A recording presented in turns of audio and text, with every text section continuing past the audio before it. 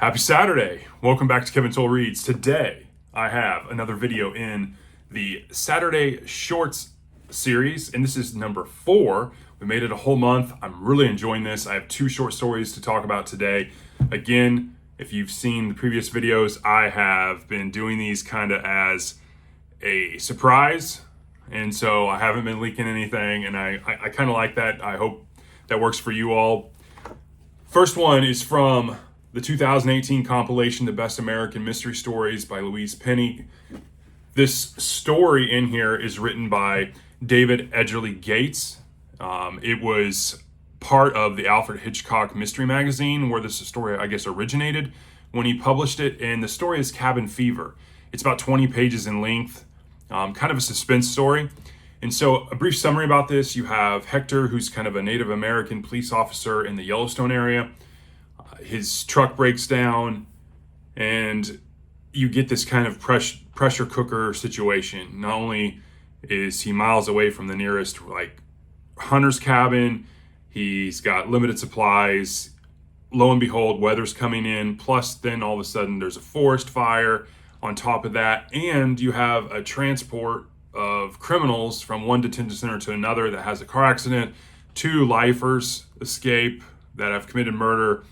And Hector's, unbeknownst to him, doesn't know anything about it. And then you get some side characters, some supporting characters. You have Dr. Katie, you have the FBI involved, the local law enforcement, the National Guard, and it's just a big undertaking, SWAT. And so it's kind of a pressure cooker over 20 pages. You get some interesting character development. Some of the characters are pretty good. I really enjoyed the 2 convicts. You have Roy, who's kind of like the brains. You have little Eddie, who's kind of like the trigger happy, doesn't think things through, not all there type character. That was really good, well done there. Katie, the doctor and girlfriend of Hector, was okay. In terms of things that I enjoyed, obviously I thought the plot and the pace was pretty good. I was engaged. The pace of the short story was really well done. It's 20 pages, so it's not a huge investment whether you like it or not. There was some things I didn't like. Everything is fleshed out, which I don't always have to have that with stories, whether they're novels or whether they're short stories. But it was the confrontation, the climax of the end was done well. It was very abrupt, though, even for a short story. I felt that was just my opinion. In terms of rating, I give this a 3.8. It's good. It's right in kind of like my average kind of rating, and I'm glad I read it. The second one, and lo and behold, apparently it is Samaran September. And if you know, I've been talking a long time about getting into Conan, and I have a couple Conan books, but this is the compilation by Robert E. Howard, the volume 1. The Coming of Conan, the Sumerian.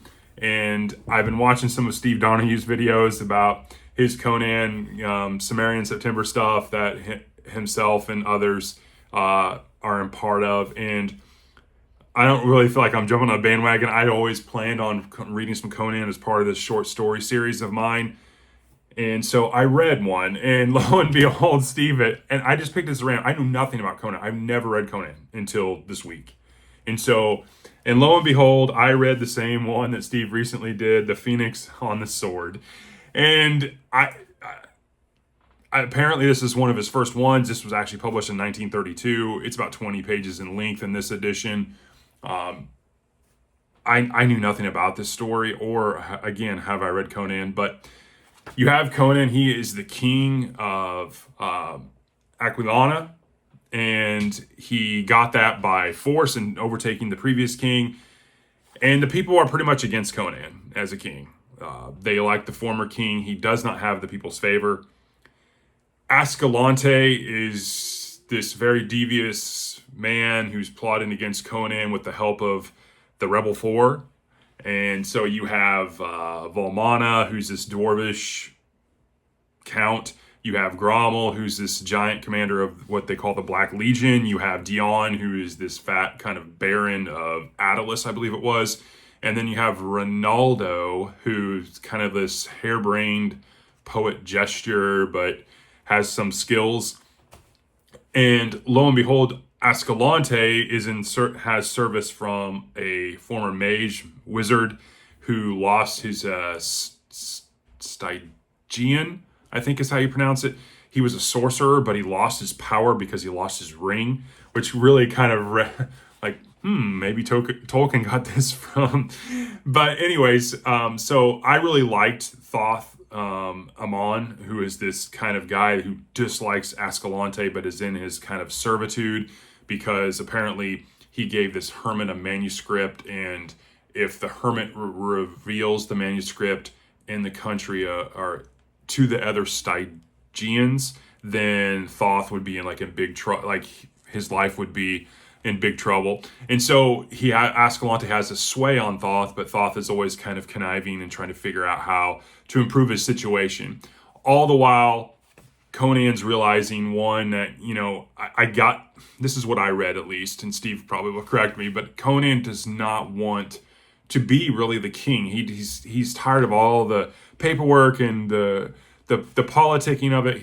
He's more into the fighting. That's where he shines. And so Conan is realizing, and so are the others, is that it's easy to take the throne, but it's way more harder in terms of maintaining that power. And so, with people of power, there's really two problems. You maintain the power, and then the second problem, which is really towards Ascalante and others, is when you have power, you want more power. And so that was really a lot of the themes. I really enjoyed Ascalante. I really enjoyed Thoth Amon. I liked the Conan, getting to see him first as a king instead of kind of his origin story, which I'm assuming, again, I'm very a noob when it comes to Conan, but I'm definitely enjoying what I read. His rise, you already see him kind of at one milestone in his career versus, his origins. And I'm looking forward to his origins as well. But I enjoyed this kind of take. I mean, again, it's like 20 pages in length. It's short, but it's really action packed, especially towards the end. You finally get some action. You get to see Conan doing what Conan does. Obviously, the title of the book, The Phoenix on the Sword, is part of that story, is really related to this phoenix that is put on a sword by a person who hasn't, this Epimetheus, who hasn't been around for like 1500 years, and Conan visits him in a dream, but yet the phoenix is there. And so I think what happens is he gives Conan power to overcome the spiritual and demon worlds that attack him, so to speak. And it was very interesting. I don't want to spoil too much. I thought it was really good. There was one excerpt that I thought was really good. It said, "Perfection is always just around the last corner." And I thought that was a really interesting line from Howard.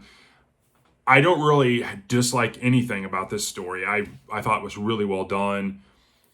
I really enjoyed kind of the history stuff. Like, there was one part where it talks about Asgard, Vanaheim in the north, their god Ymir or Ymir, the frost giant Crom you always hear about, and it was mentioned in the Schwarzenegger movies.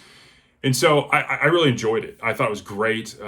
It definitely makes me want to kind of binge through some other stories, but we'll get there. Definitely part of my goals for next year, and I'll continue reading Conan. Definitely, I rated this a 4.4. I thought it was really good. Again, it's hard to kind of, that's the bad thing about doing short stories, honestly, is you get into something really good by an author and you're like, oh, I got to read more. It's like you want to binge Netflix kind of thing. So, but anyways, I will temper my expectations for now. I will definitely come back to Conan. It was great. Don't tell my wife. But I looked at, volumes 2 and 3 of these compilations by Howard. Definitely got my eyeballs on the host, so to speak. Anyways, but that's my take. These are the Saturday shorts for this week. I really enjoyed these. Some of you are probably like, hey, he hasn't done a Stephen King one yet, which is surprising. I will get there.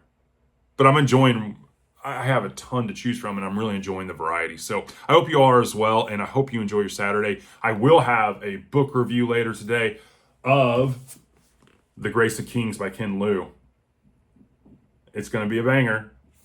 Hope you have a great Saturday. Talk to you later.